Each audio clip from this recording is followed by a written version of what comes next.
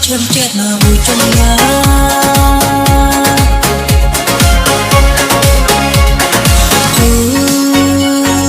nhị cô cháu ấy thoát chém chết là bùi trong nhà apa calon di saga serwa lawan chat serwa saga capi am tewe mai kocingang da jom biuhi kita jom perkat coba aku kumbi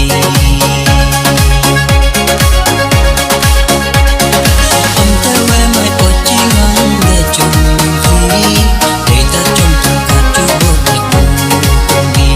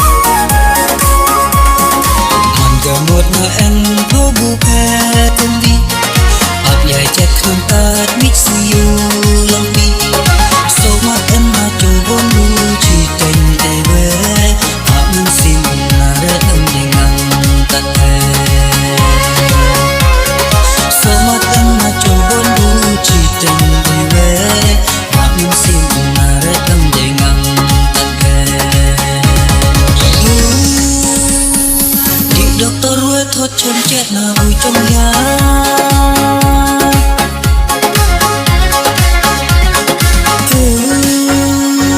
nhị cô cháu ấy thoát chém chết là bùi trong nhà vợ chồng quan đi sát cơ serwa mawan chat serwa